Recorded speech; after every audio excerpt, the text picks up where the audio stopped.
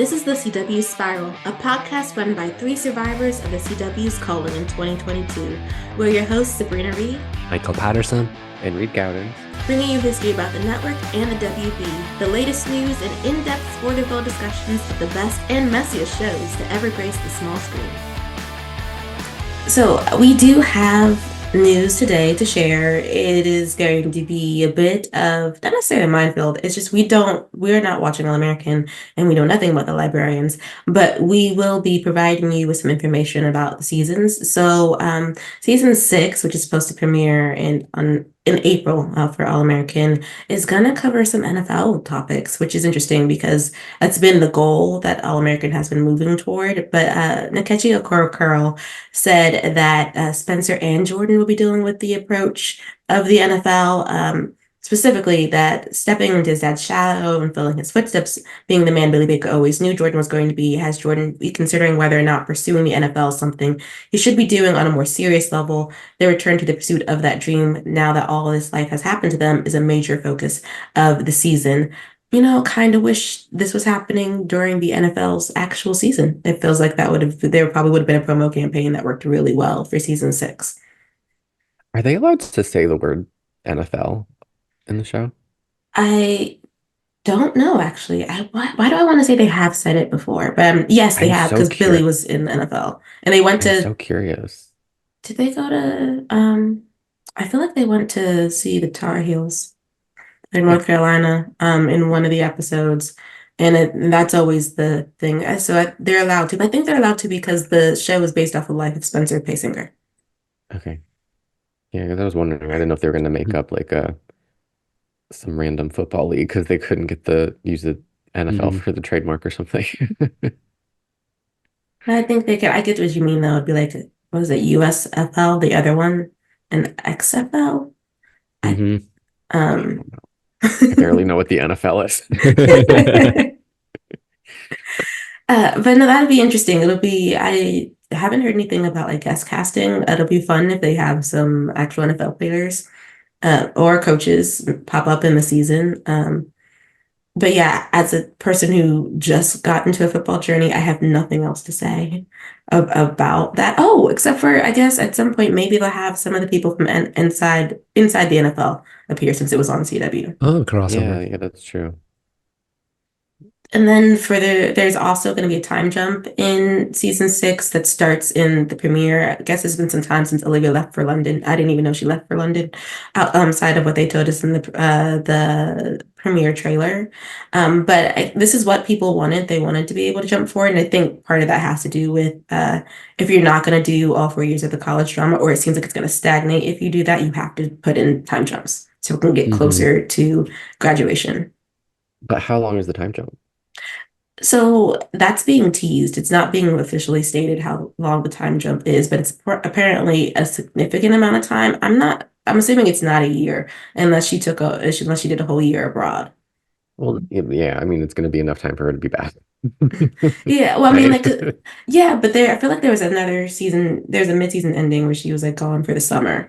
Like they did a 3-month time jump in a previous season. I love when shows do that, where they like someone leaves and then they come back in the new season and it's been a time jump and they feel like a whole new person. Oh, I love that. Nothing It's so manufactures fun. drama like a time jump. yes, Right? and that, Like when Seth sailed away at the end of season oh, 1 of the yes. OC and he came back months later. That was so good. The drama of that on the OC, just on the summer breeze. He was being a brat, but I He mean, was. I he felt, he earned it a little bit, I guess. yeah, well, see, as a teen, you sympathize with them. As you get older, you're like the fear you put your parents through, Yeah. just out there on the water. Sandy and Kirsten were really going through it.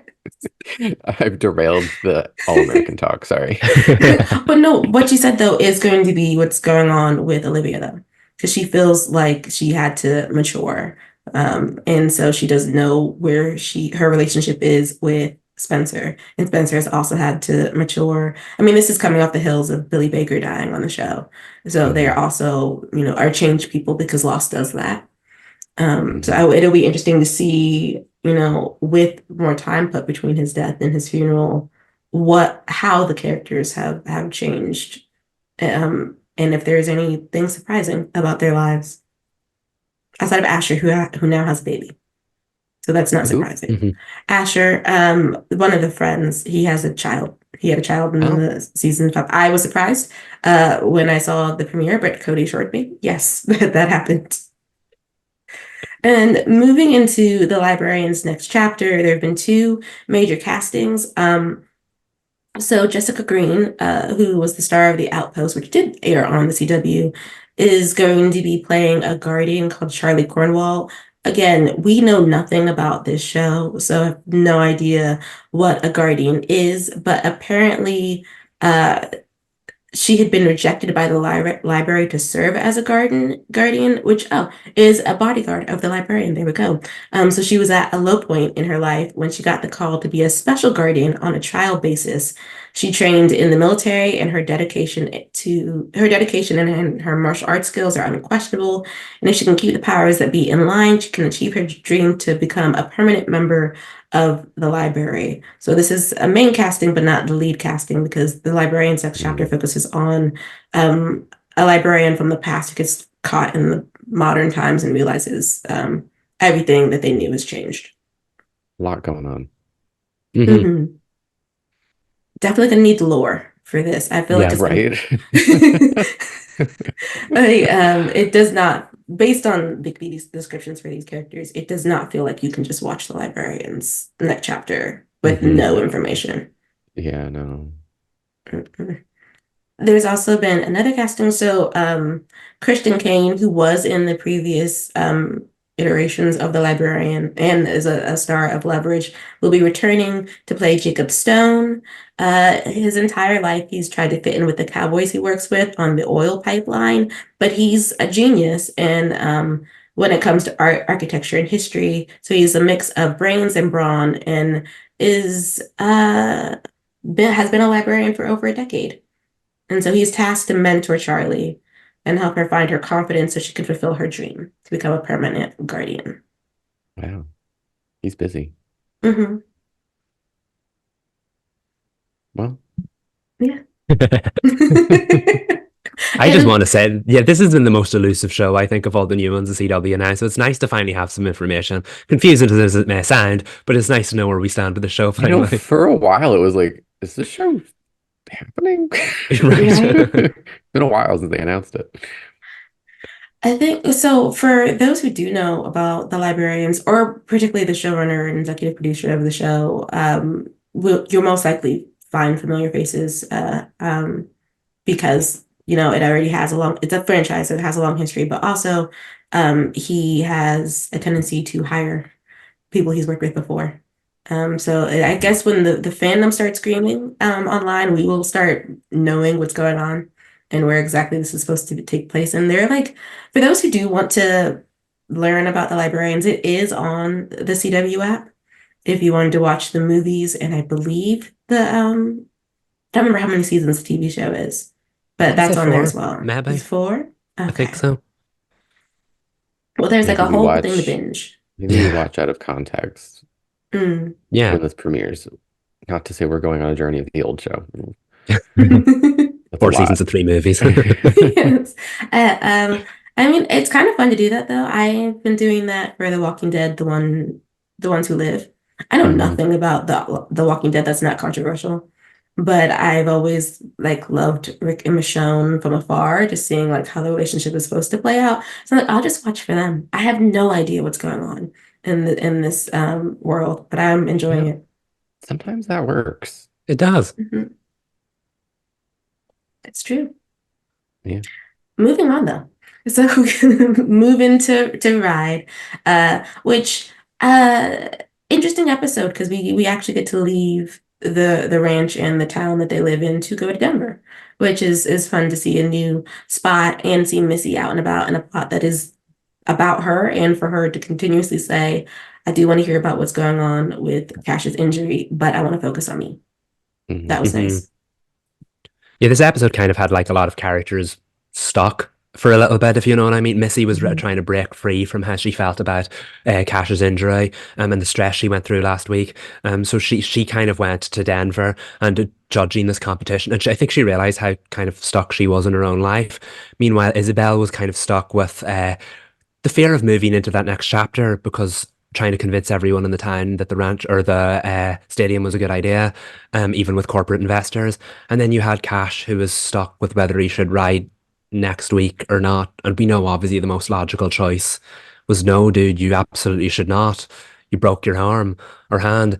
Um, but yeah, a But he lot. did decide to ride, right? No, he decided not to. He did it first and then Oh, ultimately decided not against that. Mhm. okay. Sorry, I was confused because I remember there was a line where Missy was talking to Isabel and she was like, "Your son's gonna ride with his right hand," and I was like, "Okay, I got my wires crossed." He did ride, wasn't it, at the end, the fake bull with his right hand. Maybe that was what that scene Mhm. was from, wasn't Yeah, I think I was skipping through the last 10 minutes to make sure that I understood what happened, and clearly it did not work. So, it? To be fair though, the he did say that he wasn't going to ride, but also you only really get confirmation from it in a small moment where he's holding his phone and looking at an email from JB Wooten. I Hmm. had to go back and rewind to go see what the email said because I didn't see it at first, mhm. and I was like, oh, okay. Well, I'm glad we got confirmation that he's not going to ride in Denver because he didn't need to be. Yeah. Hmm. He made the right choice. Hmm. For Cash once. does the right thing for a change. Hey! Same thoughts.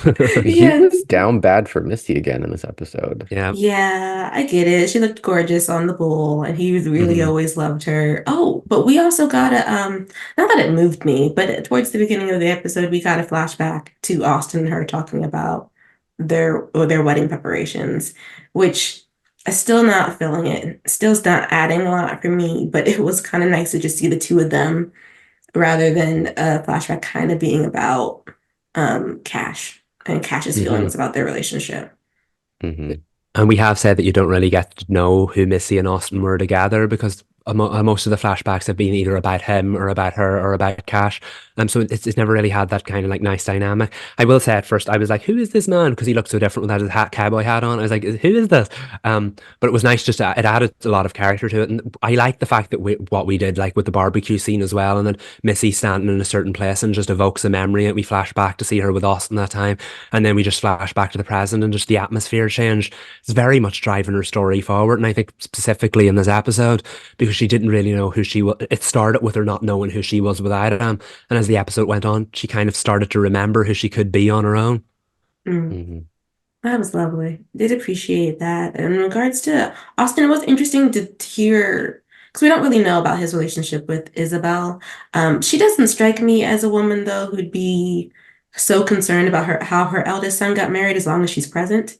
Because Mhm. it was funny because all Missy wanted was like a dress, flowers, the bar, and the family. That's all she needed. And he's like, I don't think that's how my mom envisioned her eldest son getting married. It's like I don't feel like Isabel. You're not the eldest daughter. I feel like it's not. Hmm. That would Yeah. matter to Isabel as long as she gets to be there. She'd be very upset if you like eloped. But like Yeah. it is in character for Isabel to be like, yeah, get married on the ranch. Yeah. Mhm. Like, I don't know what he's going on about. It's very weird, but I don't know. I mean, there's for Austin, there is, I'm just gonna say an inflated sense of self that happens with him. That and for sometimes I'm just like, I feel like we're not reading your mom right here, or anybody else in your life right here. But okay, but he's dead, so I guess it really doesn't matter. But he's dead. Sabrina's like, we're not in that era anymore. Nah, Facts. we just know him from the flashbacks, so it is what it is. But as far as I have to say, part of me really feels like this show would thrive even more if generally the focus was Missy and Isabel.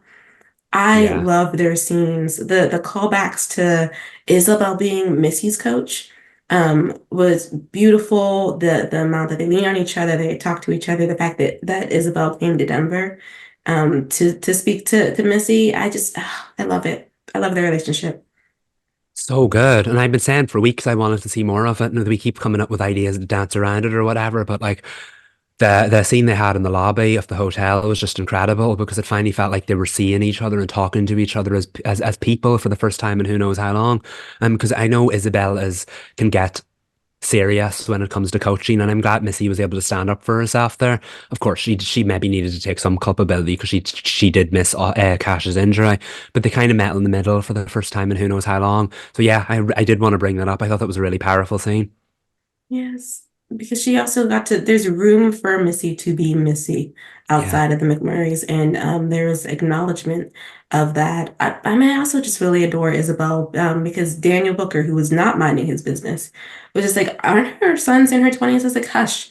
What'd she say? She's a mama. She's going upstairs to take a phone call. Right. Don't come between her and them. I know.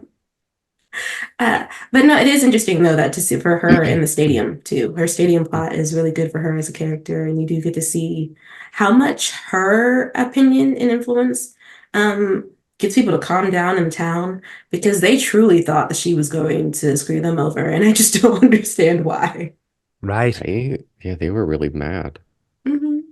Yeah, I guess it was that whole like you saw that in the conversation she had with Daniel Booker, the whole like small town versus big city ideology. I think they were worried that because Daniel Booker's reputation wasn't good. But like Isabel's not a woman who compromises her morals. And you saw that when she wanted to go through the little things in the contract, and Mr. Booker had no time for that. But like she did, she wanted to make time for that. I as much as this was an episode for Missy standing up for herself and figuring out who she was, I do think there was an awful lot of that with Isabel as well. Hmm. I And guess I the, just don't understand though, like what the stadium is going to look like or be. Because when I think of stadium, I think of like football stadium, and I know that's not what this is. So I'm like, what has got everybody so scared? I don't know. I don't know how I would feel about that if I'm being honest. So I don't know. I can't say that they're wrong, but I'm like, as a viewer, I'm like, can we like define stadium a little bit more? Hmm. I think it would be probably, when we started the series, and they were in, presumably that was Yeah. a bull riding stadium. It would be like that.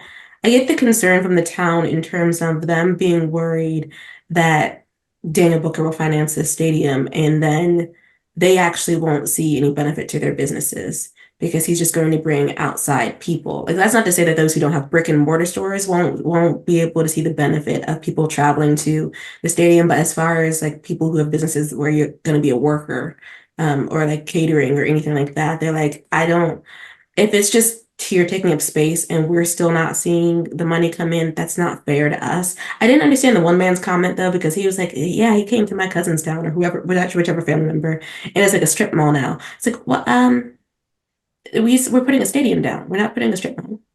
Yeah, and Hmm. Mr. Booker had no intentions of financing the stadium at first. So like this is the first kind of thing he's done like this. So I agree. The comparison's not exactly the same thing. Mm-mm. I do think you're right, Reed. There's an assumption while we're watching the show that every audience member will understand the fears of the town, and maybe that need to be teased out a bit more, especially because we actually Hmm. haven't seen. I mean, it looks like a thriving town, beautiful, but we actually Mm, haven't seen them be, I don't know, there's no one in town that seems like who's running into money issues. Everyone, it just seems like one of those beautiful small towns you see on Hallmark where everyone just has a store and everyone's lovely and no one's, having financial issues. Yeah, they're in their walkable town. There's a cute candy store, a bookstore, a local diner, Hmm. and they're riding bulls. I I don't tell know. you. And they're trading sheep. Very shy. But that is why it was nice to see the city though. Hmm. When Missy went to go to the pageant, which ended up being more high stakes for her than Mm, I had originally anticipated when I had watched, because for whatever reason, the publicist from Frontier Jeans just loves to have a hand in everything, even right. down to selecting who wins the pageant. Right. When Missy turned up, I was like, you again. But again, I think that was we mentioned that Isabel didn't compromise her morals, which is why I think it really worked that her and Missy interacted an awful lot in this episode, because that was Missy's kind of goal in this episode, not to do the same thing. And Frontier Jeans, you're right, seems to be like, oh, we want things this way. You can't do things that way. So I did enjoy in the end that Missy ultimately made the right choice because the girl she ultimately chose and gave the highest score to, beautiful answer, great conversation, one that actually made Missy ponder and think about her own childhood or her own coming up in the world of writing. You can't manufacture that feeling, no matter how many followers you have. So I'm glad that she chose whatever Frontier didn't want. Yes, because the young lady that they did want, bless her, but she could not answer that question in a way that you would want. She said, we could speak to our local officials and write letters and put things out on social media. As like, you've never been asked this question, have you? We have Hmm. no means to be speaking on what specifically we want to do, which is why I appreciated the other young woman because she did talk about what she wanted to do. The horse therapy is great. Hmm. I think it's far better. And you could see that it moved Missy as well. And I think that's the kind of the whole importance here because I don't like frontier jeans. I think we've said it before. They want things a very specific way. They're all about the appearance of it. You saw with the posters that Missy wasn't a fan of either. So the fact that she was able to stand up for them, I did love her delivery of the when that woman was like, I thought we decided. She was like, no, you decided. And it's like, well, now I have to go and explain this to people. I was like, oh, boo-hoo. So I'm glad Missy was able to stand up for herself. It was such a nice moment too, because we mentioned this in Wildcards. When you take one of the main characters away from the rest of the plot, you're like, where are we going here? But I think Ride landed the plane well. It fulfilled it in the end. Hmm. For sure. And I think it was nice to see Missy in her element in terms of the other Hmm. queens. And because we didn't get to see that world until now. So to see, I especially love the moment where she takes the picture with all of the ladies. Yeah. It just really, when she's walking to the hotel too, before she sees Isabel, all of them saying, hi, Missy. And you could see just how vibrant that life was for her and for her to be able to get back to it in some capacity. It was really nice. Also, she made progress with Gus. Yeah. They sure did. Things were Mhm. happening. She hit him Mm. with the cheek though, in the middle of Yeah. Denver, which he was like, "Oh, okay. Well, I guess no. I guess we're not moving forward." But she did say she was ready. I don't feel anything about them, but for her journey, I like that, they took time for her to be able to process a lot of her grief and what she's missing about herself before she decided, yes, I am going to give this nice man an opportunity to court me. Yeah, I like them. I'm not like invested. I'm not pushing end game for them because love them. Cash's longing looks mean something. So Hmm. You this know where is it's gone. temporary. Yeah. Yeah. But yeah, I like it for her to find herself. It's like the theme of the series is her finding herself in various ways. Mhm. Hmm. I know I've been mildly invested in their story until this episode, and I just knew immediately from the whole presentation of their date, if you want to call it that, the fact that we never got any intro scenes, we just picked up right at dinner. She was talking about the tickets and what she was doing. I just got, oh no, we're presenting this in a very like, oh, I just invited this man out for dinner, rather than having anything really meaningful behind it. So you did see that awkward moment when he kind of said date, and she just didn't. She just moved past that, ignored that, and then he got the cheek, and it all got very awkward very very quickly, and then they just danced over it. The show wouldn't have had a scene like that if she invited Cash out for dinner. It would definitely have been a completely different thing. So yeah, I'm with you on that, Reed. I feel like very nice relationship, and we could have gotten invested in it if they wanted us to early on, but clearly that's not the story they're telling. Hmm. It's definitely the interim relationship. Hmm. But he's nice. He's wonderful. He's going to help her open her heart, and then we're going to leave it there. Um, But I uh, do have to ask because I lost track of her in this episode and I can't remember. I don't remember what happened in the last week's episode. Um, what's the status on Cash and Valeria? they're in limbo, I Hmm. believe. There's Because I can't buy into them having a thing when he's looking at Missy like that. I'm like, Yeah. Yeah. cut that poor girl loose. Like, that's not going to be a good dynamic for her friendship with Missy. Yeah, it's not even really a situationship. It's like a vibe that they've got going.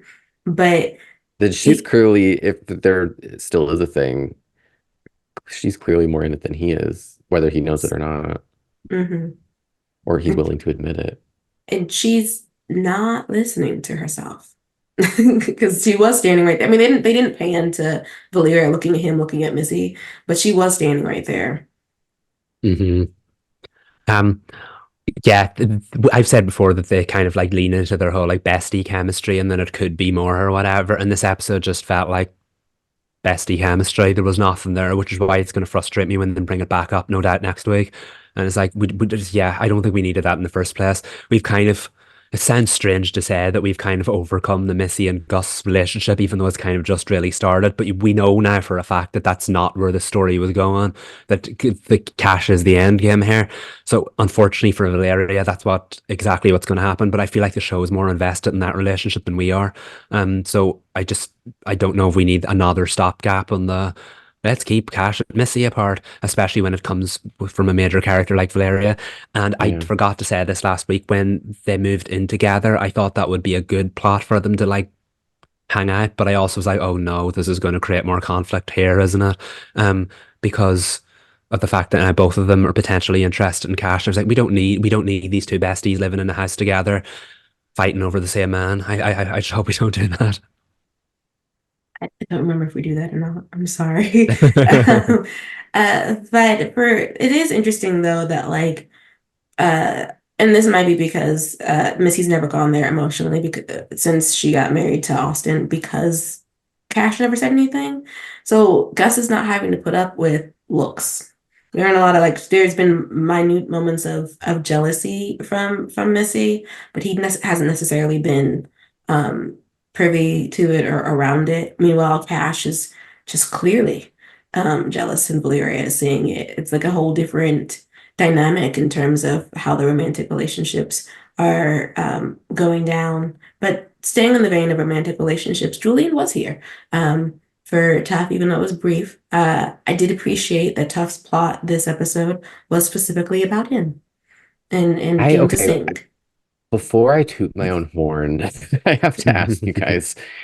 I know that I've spoken about Tough and how I read his, relationship to the family and what he's privately going through. And I can't remember if um any of that had been like explicitly stated by Tough of me saying like, oh, he's the strong one for the family. He has to, take it on the chin and be the one that Isabel doesn't have to worry about. But that's kind of how he described his song in this episode. And I was like, wait, not me clocking his tea like 5 episodes ago. But I couldn't remember if he had actually said that or if that was just me being intuitive with Tough. So before I'm like, I called it, I know Tough. I have to like ask you guys if I have a right to do that. I think he does, Sabrina. Yeah, yeah. Yeah, I yeah, think you he Because does. do. You get I to do can't it. remember if he explicitly said any of that or if that was just my reading of No, his story. No, it was very no. on. It was there under the surface in the first episode. I'm pretty sure he was riding the tractor when Isabel needed him. Isabel pointed him in a certain direction. He was there. He was overseeing that. He was looking after his brother. Poor guy was everywhere in the first episode. None of it had anything to do with him. I think that was after our discussion of the first episode is when you kind of clocked that. Ha, Mhm. so I can't toot my own horn. Yeah, yeah. They finally said it via Hmm. song, which is really nice. Uh, oh, what is her name? Janine. Yes. Janine. She got to be more than mean in this Hmm. episode. She wasn't totally intolerable this week. No, and it was really nice that she's the one who pushes Tough to like embrace his artistry and more than just doing covers. Yeah. Hmm. I think that was a big moment for him because when you're used to their looking after other people, it's a huge thing to step into the spotlight and have the attention on you for a change, especially when you're being so emotional and raw. Um, yeah, I really liked that storyline because when Janine first suggested that she sing with them, I was like, I could do Dolly, Shania Taylor. I was like, come on. I thought she was going to make it all about her. And when she had an issue with the song and she was looking at the page, I was like, here we go. She's going to make it all about her. The fact that she actually had an issue with the fact that this song was so good that she thought they should sing it, very surprising to me. I really, really, really liked that moment. So I kind of did like that we got a good dynamic and we saw that there was more to her and that she ultimately pushed Tough to do what he wanted to do. I feel like the story's still a little underbacked because like he was arguing with Julian in the middle of the stage there about why he should do this versus why he shouldn't, and like Julian wasn't involved in the conversations in the first place. I feel like we could have used another scene or two with them, but gonna stop asking for that because I know we're not getting it. I'm really not as invested in Tup's relationship as I am in just him as a character, and that's a Hmm. bummer. But what can you do? Yeah. Well, at least that's the kind of the thing for everybody's romantic relationships. At this point, I am more invested in Cody getting up the gumption to ask Miss Isabel out than I am in anybody else's relationships. But in terms of Tough and Julian, it is kind of just there. Hmm. Uh, he seems to be Julian seems to be a mode of being able to have Tough have a relationship outside of his family and another person to talk to who he's not related to or did not grow up with. Yeah, Hmm. Mhm. The yeah, the issue then is then the Janine kind of came that in this episode. Julian was kind of like kicked off until the end, which is why it was weird that he picked up the conversation with him. It didn't feel like that kind of went anywhere. I will say it was nice to have see him at the center of his own storyline for a change, but it did bother me that when he sang this big song, it was then all about the bull riding and it was all about Cash looking at Missy. And it was like we were setting this up to be such a big moment for him. And yet again, there he was in the center of all this madness and no one was looking at him. And I kind of wanted more for him then. Because when they did the cover song, I understood that the bull riding was going on. Everybody was having a good time. He didn't need to be the center of attention. But just with the way the story built up, the introduction he made, kind of thought it would have been a more fulfilling moment if people just paid attention to him for a little bit. But we didn't.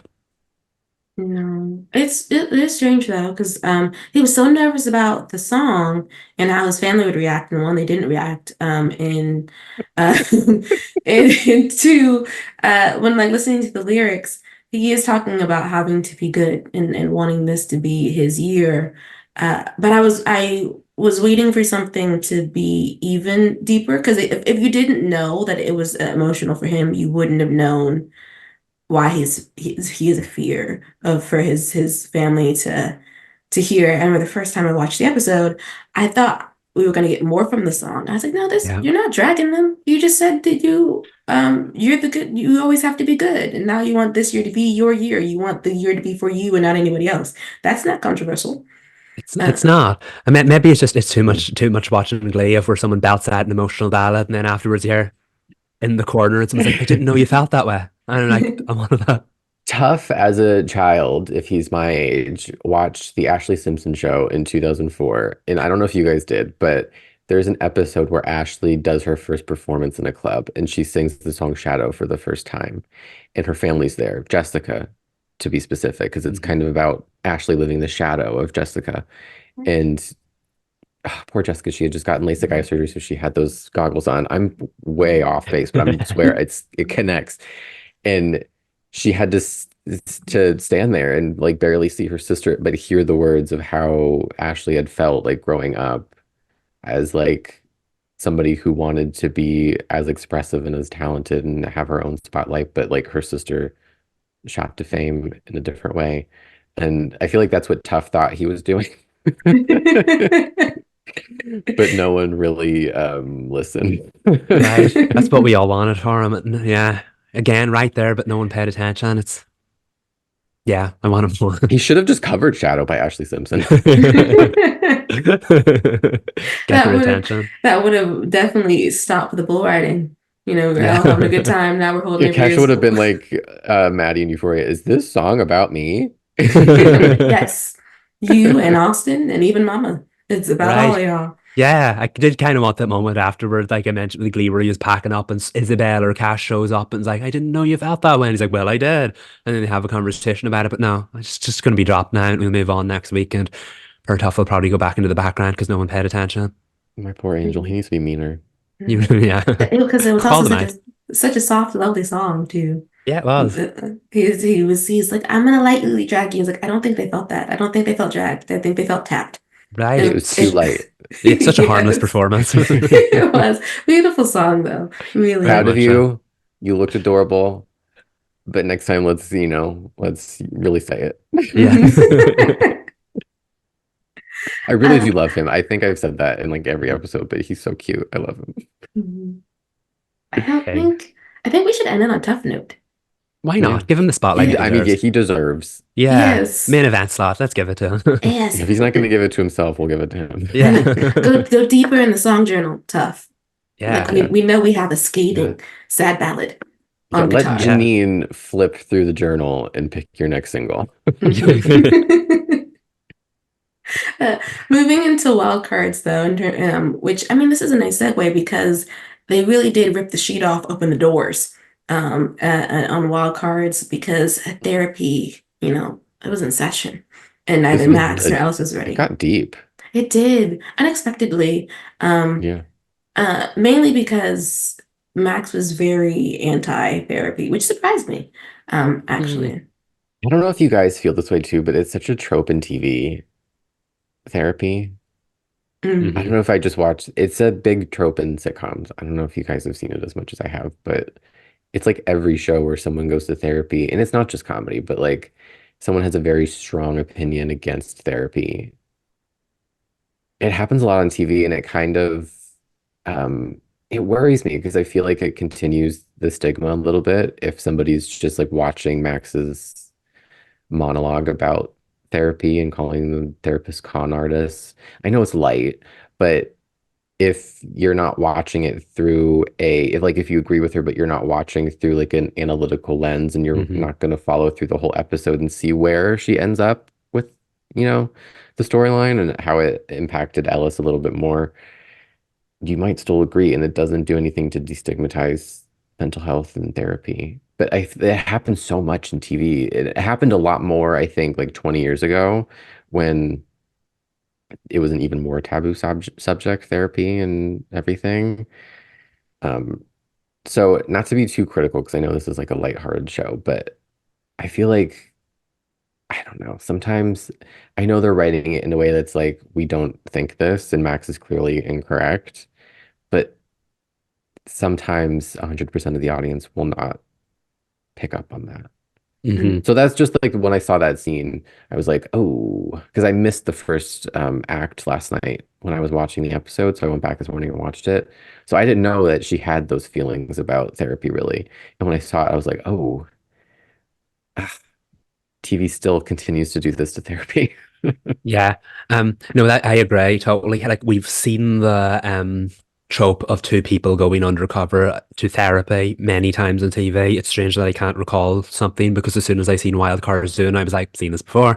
I kind of expected that Ellis would be more the one that kind of was resistant to therapy. He was kind of, but Max's comments kind of took me off guard. I know for plot purposes we had to have both of them be resistant to therapy so that both of them could open up.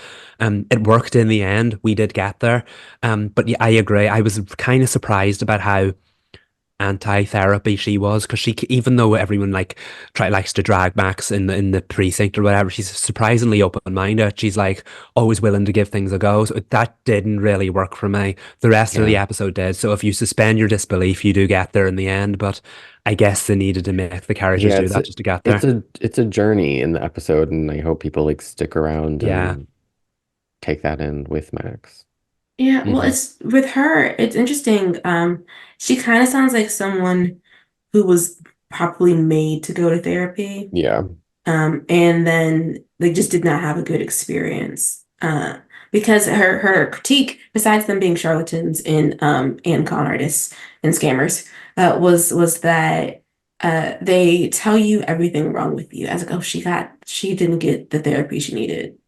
She got Hmm. like someone who wanted to tell her everything, which is why I appreciated by the time that we do get to the wellness center, which I do understand your point because it's a bit before they even get do they even get to their therapy sessions. So you spend a large part of the episode with her having every negative thing possible to say about going to therapy. But I liked that they were very clearly showing that there are different types that work for different people. And Yeah. it's not like a one size fit all, in that some things that another person might enjoy, like talk therapy, art therapy, play therapy, would be something that somebody else doesn't. And that's fine. That it doesn't work. Certain things don't work for everybody.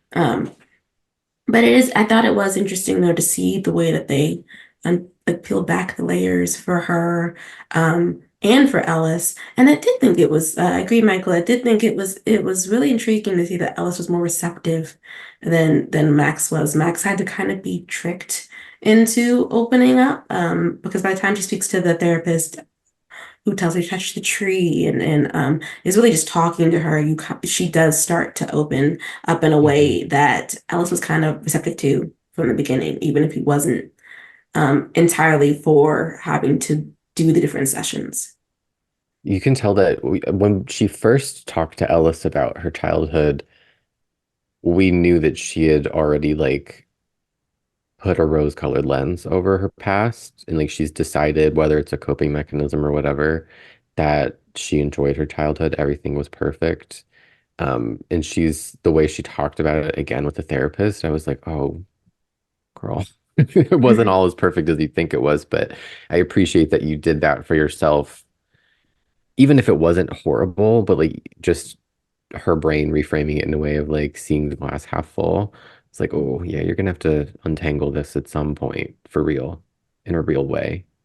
Because she Hmm. really is so adamant about having decided that her childhood was a 10 out of 10. Yeah. And she's romanticized her parents' relationship too, incredibly. Um, I The way she didn't, described her mom, I know she's I- rich, or was rich, which is shocking. yeah. Huh. I know, like we just keep learning more and more about this lady. She's definitely showing up at some point. So but now for it to be, she came from money, she fell in love with, it's giving Aladdin and Jasmine, to be honest. But she got disowned and then she became a con artist herself. I did like that they did confirm that Max didn't stop conning until she was Mm. of age. What was I gonna ask? Do we know, I've clearly forgotten, do we know how old Max was when her mom left? And she died. Is she 16? Or in her Okay. preteens? She's Because she's I'm, Remember. a because I'm minor, I know like, that. yeah, I'm like, was it young enough that a lot of her memories were like fabricated by her dad? Oh, I don't But see. if you're 16, I don't know if you can plausibly like gaslight a person into believing that everything was perfect. So I don't know. Oh, actually, she's old enough to talk to the police because the in the vampire episode, she explains to the makeup artist what the process is going to be going through talking to the police and I guess getting her mother's body back. So if she was like a child, they would not be talking to her in that Yeah. Hmm. manner. So I'm assuming Okay. she's like a preteen or a teenager. Okay. So it's her own coping. Got it. Hmm. And I think that's why this episode ended up really working well because the two of them, you said you can see the layers being stripped back, and there were two arcs that we constantly talked about. It was both Max's past and Alice's past, and they've both been like there's been more spotlight on Max's because obviously George's was more involved in the story last week and he's constantly brought up. But Alice, on the other hand, has been quite more subtle about his past and he keeps mentioning his relationship with his father and how he did what he needed to do or how he fell into this line of work because that was what his father did. And we were like, there's definitely more to this there. It turns out we weren't the only ones that thought that. The therapist gagged him. Yeah, they Yeah. did. They really did. I could never feel, what was that line? I could never be angry at Daniels. I wasn't talking about Daniel. And I was No. like, But oh, Yeah. we were all shook. yeah. Oh, but Jacqueline plays Alice's love for his brother so well. It Yeah. just whenever he's talking about his brother, the faith, it's so warm. It's so loving and adoring, and you can't help but like be like, I wish he was on the show. I would take Yeah. a flashback of him Yeah, and I was gonna Daniel. say we'd do the Cardinal sin and take a flashback just to see what they were like. Yeah, because it's just, I mean, it's so beautiful. Ryan, take notes because like we've never seen Daniel. But the way that he's brought up in the scenes, the way that Jacqueline plays Ellis whenever he's talking about his brother, you can feel the well of love that is Hmm. just there. Which is why when Miss Ma'am was like, you in the was her name Rachel? It's like you don't have to talk about. It's like why would he stop talking about someone he deeply loved? Why? Right. Right. Yeah.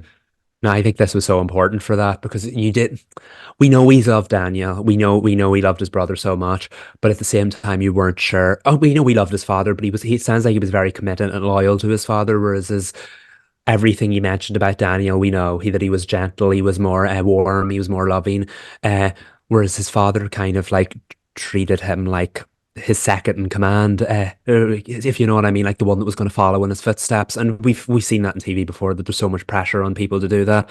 But it does sound like that Ellis kind of maybe thought that he had a choice, but he wanted to do that because it was what his dad wanted him to do, and then maybe he's starting to realize that he didn't really have a choice all along.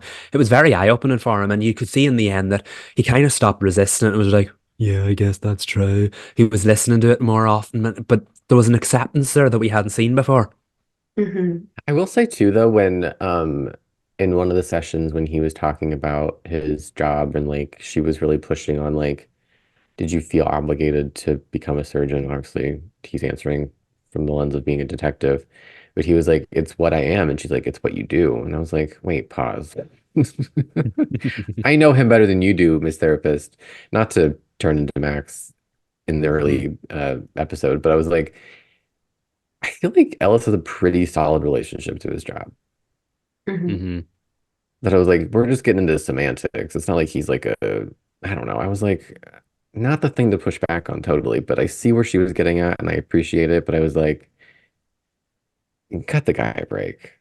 Yeah, Yeah. well, his work-life balance changed after his brother's death. Like Yeah. that was enough to shock him out of that. I mean, he was just talking about, you know, I don't think he defines himself by being a detective necessarily Hmm. anymore. I know I remember I had read a book somewhere where they said it's like it is incredibly an American thing to see your job as who you are, just because of the way that we're socialized. But Hmm. in Ellis's case, he's kind of already done the work of detaching himself as a person from his job. I think he, he I would ask him to unpack what detective means to him because I think it's more like being someone who helps people, Yeah. rather than someone who, if he's not on a case, then he doesn't feel like he has worth. Yeah. He likes Hmm. to be of service, I think. Yeah, and that's very apparent. But I do, like you, I do understand her point, particularly in the lens of how he arrived at the profession, since it is through his Yeah. father. I thought it was interesting about with like how much of his father's parenting style was because Ellis is the eldest, and how much of it was simply because of the job he was on, and so therefore when he had to leave the police force, he just changed as a father, which is like really Hmm. hard Hmm. to reconcile with, and would be like a form of trauma that he has to sort through because it would change his opinion of his dad I forgot the brother was younger. by 10 This whole time. years. I knew that, but I was in the wrong direction. I forgot about the kids that were bullying him in the early. Oh, why did I think he was older? My brain just made that up. That changes everything. Mm. I can't believe I misremembered that. But are we shocked?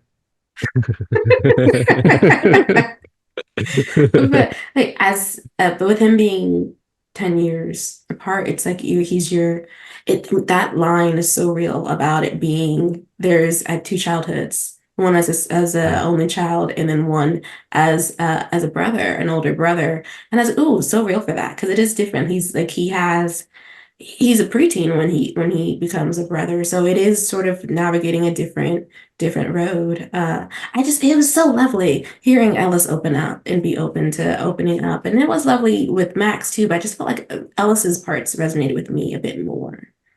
Yeah. Hmm. Yeah.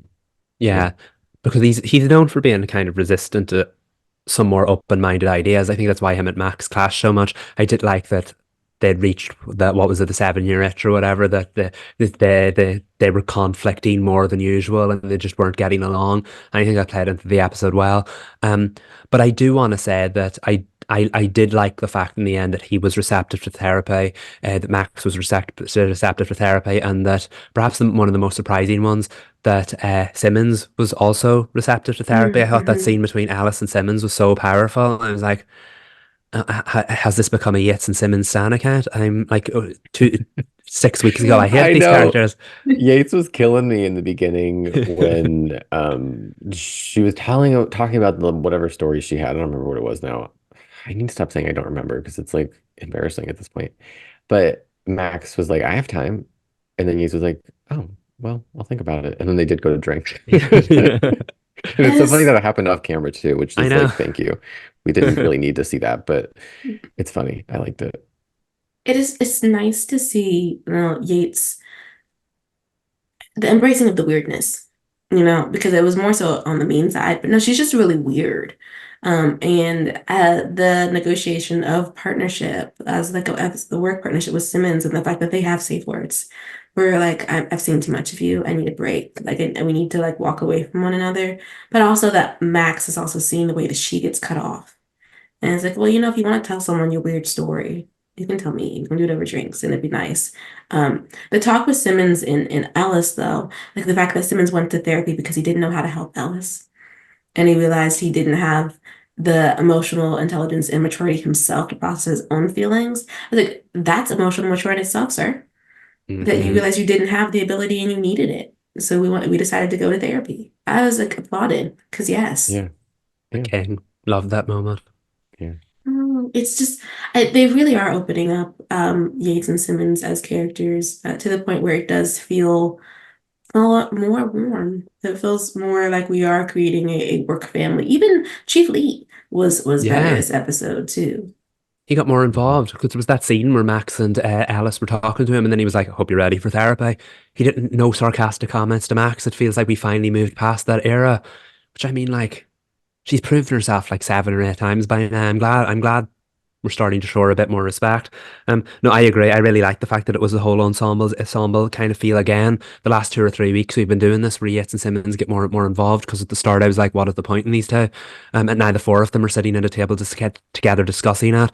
I like that when Max and Alice started arguing with each other at the table again after therapy, I was like, have we learned nothing? Yates called them out on it. I was like, Les, look at her dropping some truth bombs. That was nice. They've got a surprisingly strong four-way dynamic, even though Yates and Simmons haven't spent that long on screen. I'm really enjoying their scenes together. I hope we could see more of them in the final two episodes. It really is such a testament to the show's understanding of its own tone and pacing, where slowly but surely these characters are becoming more ingrained in the series naturally instead of just like Yeah. sometimes there are shows that do too much too fast. And this is a show that understood they had 10 episodes. They had two really big stars that they needed to establish these characters, and you can deploy an ensemble, like just trickle it out a little bit. You don't always need to come full force at us with like these two have their own storyline. Here's everything about them. They could just be like personalities that build up over time. Hmm. And I used to have to give the show credit for understanding solid writing. Mhm. And writing, to me, I think in television, there's two different kinds of writing. There's the dialogue, and then there's the what like the writing, like understanding structure of story and character development. And this is a show that really understands that and has done so much with 8 episodes that it doesn't feel like we've been cheated or we're going too fast to try to get somewhere that you would have more time with over 22 episodes. It just feels it now I do know I don't want to give it too much credit because I remember we have PTSD from giving a show too much credit and then things, you guys know I don't need to, spell it out for everybody, but I don't want to give it too much credit, but I think we need to give it credit for understanding the assignment and exceeding it, doing a little extra credit too. Mhm. For sure. Even with this case, there are quirky parts of it with the news anchor who keeps getting hypnotized and has to it keeps confessing to a murder he did not commit.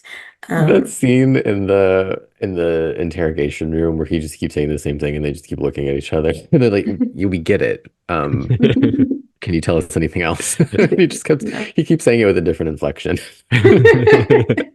Did y'all catch on that it was hypnosis? 'Cause I noticed that it was the same words he kept saying over and over I again. I was like, this didn't sounds for like a hypnosis to me. while. I Yeah, I didn't know it was hypnosis. I was like, what's wrong with you? was like, he's Something's definitely been happened. programmed to say that. I thought he had a mental break over her death. Mm. Like that was just he was just assuming responsibility. Sabrina, I saw your tweet that was like, not this man on a hot mic confessing to murder. He was. I was like, this is not the time. He just gets up there. But the therapist who was in control of the hypnosis, though, I found her intriguing. I think Mhm. that's because the actress played her very layered, but it also was very network TV of the way we just have the almost suicide, because she's gonna jump, but it's kind of it's harrowing. You're scared for her, you're scared for everyone involved, and then they remind her that she can write from jail. And that delivery of there are computers in jail. It's just so So solid. unserious. In that moment too, they played it whereas like, oops, she might actually fall. And I was like, oh no, is this what gonna happen? And I remembered like we've been doing this with the show for 7 episodes. They never pull any like pranks on us like that. Mm-mm. Hmm. So I was like, no, I my worry went away in like the same second that it came. Yes, it was. Well, when she ran up the steps, though, I was like, "Where are you going? Where? Gosh, There's nowhere to go." And then when she was on the balcony, I was like, "Oh, I'm kind of scared for you because I should be, but also beautiful shot with the the Hmm. locations and the architecture." cinematography in this My episode goodness. were Hmm. beautiful. Yes, Like like that, the Fernwood place, gorgeous. Whoever did the location yes, scouting, a raise, because that was a beautiful building. yes. Especially the ivy coming down the front, and it was multicolored too. It Mm. was just. It's like Chef's Kiss is gorgeous. They really whoever does it, they know how to pick the locations. And It's they got it in the sumptuous, shot every time, and I was like, "Thank you. right? You better position Vanessa in the right way so that we can see the building too." Stunning. But I did like the therapist though, Mm. because I thought it was they only had a really tight few minutes to explain her reasoning for what happened. And it's really fast, but there's a heart to it, to know that like as a person, as a ghostwriter, to be devalued by the person that you've been ghostwriting for. Hmm. And they really said, no, the therapist who died, a nasty piece of work. Like, just I can't truly. believe though that it was a book, was the murder Yeah. weapon. Yeah. Mm. That one surprised me too. Like, let me see the book. Unless it's the only thing I could think of is she hit her stronger than she thought she did, and she turned her neck or something. Mm. So it wasn't Yeah, she just the did hit head her. It looked like it injury. was the corner because the medical examiner, who I loved too, by the way, one scene Mhm. wonder, incredible. I want to know more about that medical examiner. Same. Because they were upset with their partner. I was like, can we like go get lunch and tell me the tea? Like, I want to know. Um, but they said it was a sharp Yeah. Mhm. object, and when it was revealed as a book, I was like, okay. She got her with that corner. That corner took that lady Hmm. out of the corner. Must have been a tome though. Like it had to have been something A quite thick one, solid. Yeah. a thick But one. I did like though that it just showed, you can't treat people terribly. All that woman wanted to Hmm. do was help people and write books. She just apparently was dry, which the actress was not giving dry as a person. So I'm like, what? Is she not great at public speaking? Is that what's happening? Because she seems Hmm. lovely. I'm so sorry Yeah, that this Hmm. has happened. Maybe we should have fished Sophie out of the water. If that is that her name, Sophie?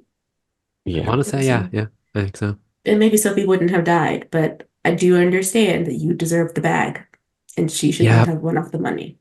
Hmm. Yeah. Per Before we woman. get to your pet peeve, Sabrina, because I really want Yes. to know what that is, I we haven't touched on this yet, which is that they pretended to be husband and wife. Yes. Was anybody else giddy? Yep. Yes. Yep. It's This so is our natural moment. too. Yeah. It was really natural. They slipped into that so well. And he wasn't as exasperated as he has been with her in the past, because when she first did the introduction in the beginning, he was just like, "What? Okay." Like he's Yeah. used Mhm. to it now, and he didn't like balk at her being called her husband. And I was like, "Yes." Right. I know. I think the thing that caught him off guard the most was when she was going over their story with them. Incredible scene and delivery from Vanessa when she was like, "It was love at first sight for you. I was unimpressed, but took pity on you," and then walked off. And he was like, "What?" and tried to follow her. Oh my goodness, it was so good. Like they set it up so well, and then the two of them played the roles really, really well as well. Yeah, there was the Mm. personal like therapy that they were each getting, but then it came Yeah. back to them as a pair. And obviously the therapist thought they were married, um, but they were answering the questions as partners. And I really loved their final scenes they always have together, which I wanted to ask you guys because I haven't watched episode 7. Um, did their final scene in last week's episode take place on his boat? I last week's Mm. episode broke the streak, didn't it? I think last week's Yeah, episode it was the did. final scene was Max and her dad going back to hit when he went back to jail. Yeah. Hmm. Yeah, No. yeah. Because I was going to say, is this the first one where their final scene isn't on the boat? Because they were in the precinct. No, that's so Michael's right that that last scene is with Max and George, and then in the episode at the school, it was Ellis and JJ. So they are kind of breaking Oh yeah. sometimes away from it being the two of them. It was interesting though for this week because it's their first ending scene at the precinct where they walk away from one another. Especially, in an episode in which Max had to acknowledge that she is lonely, that Hmm. she doesn't have her unit, and she trusts Ellis, but she doesn't trust herself because she doesn't want to let anybody else in. But it's kind of too late, girl. He's in. He's in the heart. It's done. Yeah, when she said, she joked about like, oh, if they ever saw the painting, which did we see the painting? I wanted to see the painting. No, we only I don't saw think we know. hers. She did a butterfly, and we never saw his. So it had I, black corners. So I was like, Rorschach? I don't know I'd what we're like to doing. see the painting.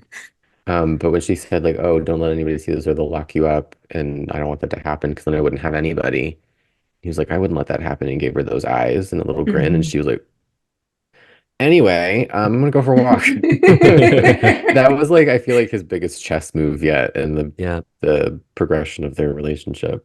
Mhm. Yeah, it was. That moment really caught me off guard. I knew there was, we were building towards a punchline and I knew it was going to come from Max, but just the way she finished at the end of the sentence, and then I'll have nobody. I was like, oh, not me getting emotional at his unserious show. It was really, really, it was such a sweet moment. And then he took that ball and ran with it. He did. He said a nice thing to her in a really soft voice. Um, I think that really showed that he'd learned a lot from therapy, but at the same time, probably even more so, he learned more from her. It was just such a sweet moment between the two of them. And yeah, arguably my favorite yet, perhaps even more so than the one they had on the boat, because this one was more subtle, if you know what I mean. Mhm. Um, yeah, so moving. I still want to see the painting though. Like, I wouldn't mind if he like hung it up in his boat and she saw it and was like, "Oh, you hung up the It painting." it Right? looked like he wasn't going to get rid of it after that. After she walked off, he He kind of liked took it and it. looked at it. Yeah, What is it? yeah. But watch him turn out to be a good artist, and I that's know he just it's needs to hanging on pick the one. Good wall. detective, good looking, or good artist. Pick one. But he's like, he can't be good at everything. And Alice is like, yes, I can. I And can can do he it surf all. too? Yes, he Yep. can. Yes, he Mhm. can. Over it. But okay, so my procedural pet peeve is in media res arguments because they always start. There's generally, if I don't mind arguments if of the previous episode we had kind of ended with them in a tense place, Hmm. but when we start the episode and we're just mad, I'm like, why? Why though? Why are you mad? Because Yeah. you've been solid this entire time. And if they had been getting on each other's nerves in the previous episode, it would have been fine. But it seemed the initiating thing is that he just won't give her any water. Yeah. And like, because of her lip gloss. And I was like, okay, what's deeper here? What's happening? Max, why are you really mad? Yeah. It's such a comedies do this too, where like the opening scene will like they clearly had an idea for the episode, but they need to get an entrance into it. Yeah. So they have to like fabricate this thing to get to where they were going. Yeah. And it worked because of their back and forth dynamic. But I agree, Sabrina, it feels like we're so far into the story by now. We're over this part of it. The Like, reasoning though is like, I don't want your lip gloss. It's like, are we talking about cooties? Like, what's happening? low stakes. It was those things. And you know what would have worked actually from the previous episode? If Georgia told her that that Ella said he was not a real dad. Yeah, there you go. Real And, argument. and then she could just be really irritated with him because why would you say that? Yeah. Hmm. But no, it was Yeah, about the drink. we just wanted to keep things unserious. I know. And it was for quite some time. I will say Ellis had a bit more patience with her anger than she had with his. Mhm. Because they're great performance by Vanessa, but when she's upset at him for being mad at her for stopping a man at a funeral to get an autograph because he's the anchorman, he's like, this is he didn't say it, but I was like, yeah, girl, it's tactless.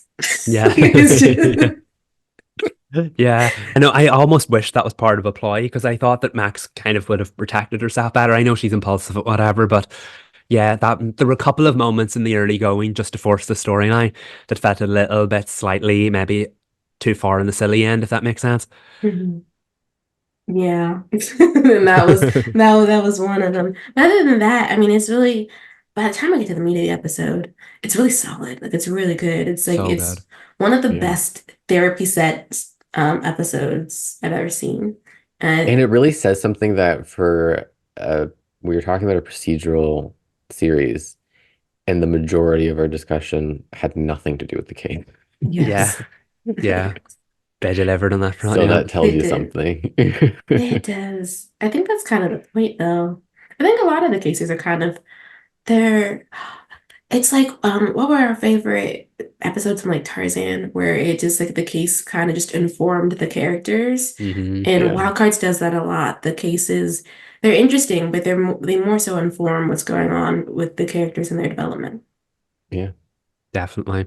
I think that's the funny thing. I said so much, there's more to the show than meets the eye, and it keeps proving that every single week. Hmm. Yeah. It's just good. Yeah. Hmm.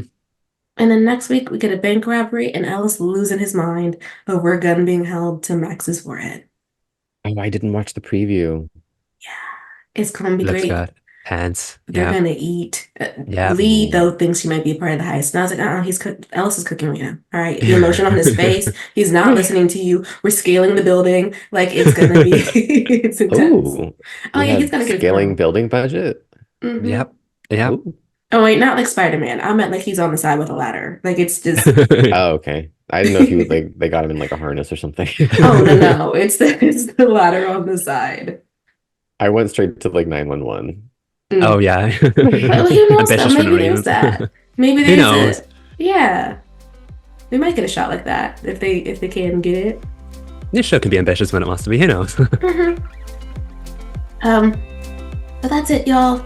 Thank you for watching Where the CW Spiral. I'm Sabrina. I'm Michael. And I'm Reed. Bye, y'all.